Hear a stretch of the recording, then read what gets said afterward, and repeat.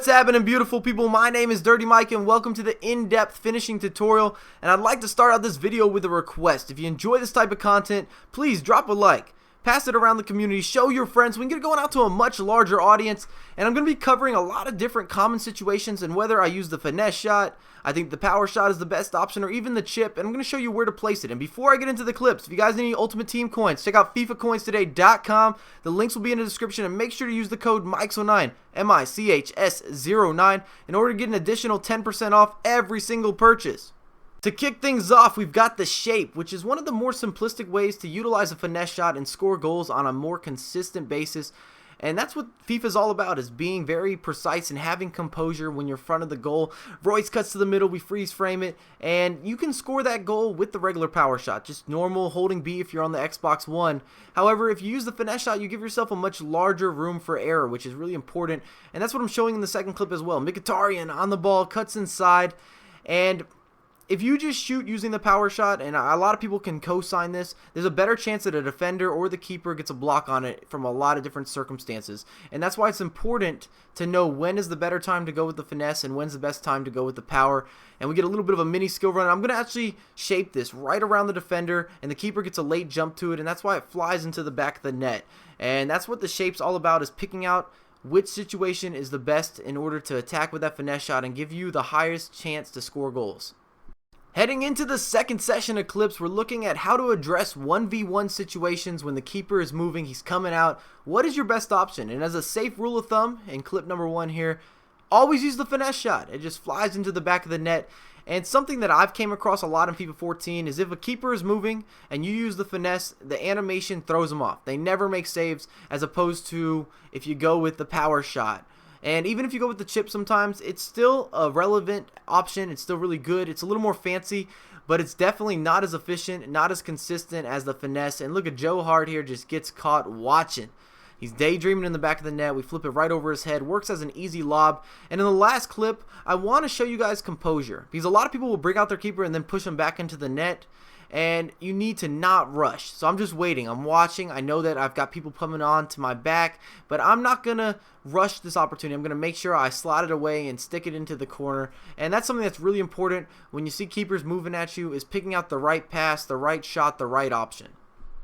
Have you been looking for the new overpowered way of finishing? Well, go no further. We have the across the body OP as Lewandowski takes down a beautiful through ball. And last year, if you guys can recall, it was all about using and abusing that near post. Well, guess what? Times are changing, as we just smashed that off the post. I'll take that.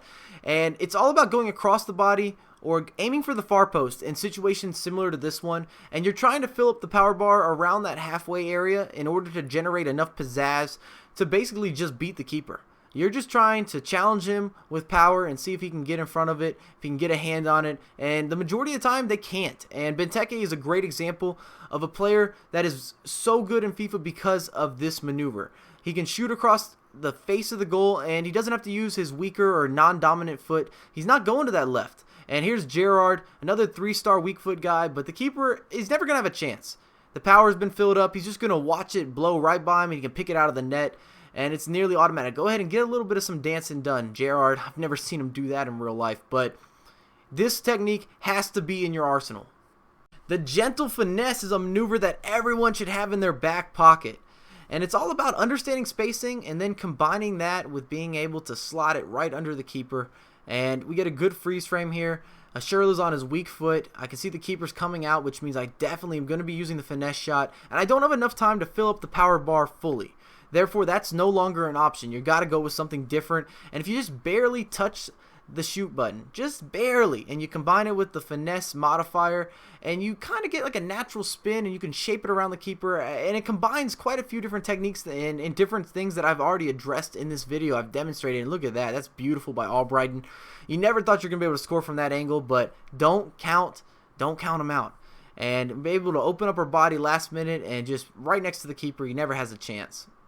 And the final technique that we're looking at is known as the mini bounce. And I've done an entire tutorial covering how to use the chip in order to score goals. So I didn't want to do any freeze frames. I didn't want to go in too much depth here. If you guys need a breakdown of using the chip to score on a regular basis, then I've got a video for everyone, but I definitely needed to include it because it's such a relevant technique. You just take it off a hop and you can chip it over the keeper. All he does is watch it go into the back of the net. It's nearly unstoppable if done correctly, but it's not that easy.